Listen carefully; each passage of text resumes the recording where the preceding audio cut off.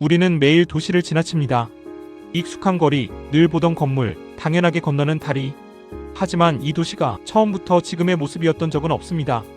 지금 우리가 서 있는 이 자리엔 전쟁의 흔적이 있었고, 누군가의 희생이 있었고, 그리고 세계의 도움이 있었습니다. 오늘은 한국의 근현대사가 장소에 남긴 이야기, 그 중에서도 우리가 잘 몰랐던 장면들을 따라가 보겠습니다. 1953년 한국전쟁이 끝났을 때 대한민국은 문자 그대로 폐허였습니다. 도시는 무너졌고 산업은 멈췄으며 먹을 것조차 부족했습니다. 이 시기 한국은 스스로 재건할 수 있는 힘을 갖지 못한 나라였습니다. 그래서 한국의 재건은 국내의 이야기이면서 동시에 국제사회의 이야기이기도 했습니다. 미국, 유엔, 그리고 여러 참전국과 원조국들이 한국의 전후 복구에 참여했습니다. 그 흔적은 지금도 서울 곳곳에 남아 있습니다.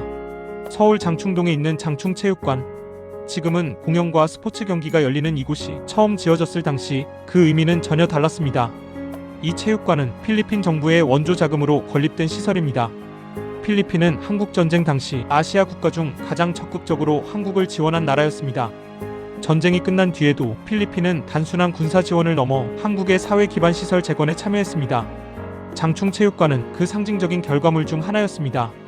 이곳은 단순한 체육시설이 아니라 전쟁 이후 한국 사회가 다시 모이고 다시 웃고 다시 살아있음을 보여주는 공간이었습니다. 국가행사, 체육경기, 그리고 수많은 대중문화의 시작이 이곳에서 이루어졌습니다. 우리가 잘 몰랐을 뿐 이 체육관에는 한국과 필리핀의 공동 기억이 남아 있습니다. 1950년 6월 전쟁 발발 직후 한강 인도교가 폭파됩니다. 수많은 피난민들이 다리를 건너던 도중 희생됐습니다. 이 사건은 단순한 군사작전이 아니라 한국 현대사에서 가장 비극적인 장면 중 하나로 남아 있습니다.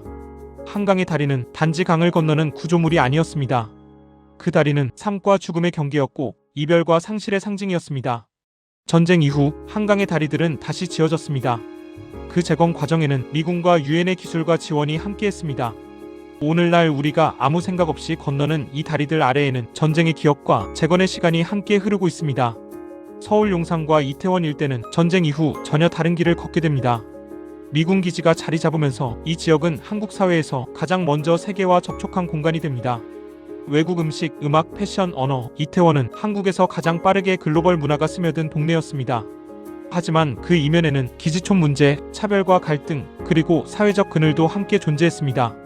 이태원과 용산은 한국 근현대사의 빛과 그림자가 동시에 겹쳐진 공간입니다. 오늘날의 이태원을 이해하려면 그 화려함 이전의 시간을 함께 기억해야 합니다.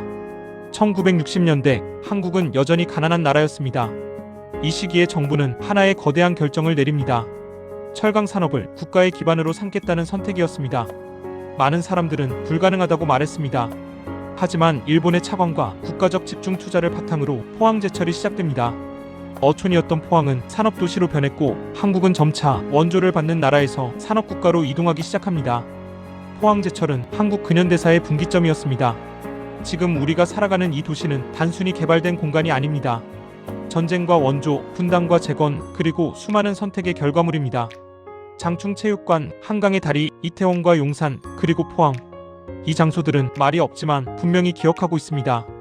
도시를 이해한다는 것은 과거를 붙잡는 일이 아니라 지금을 더 정확히 바라보는 일입니다. 우리가 이 역사를 기억할 때 도시는 다시 우리에게 말을 걸기 시작합니다.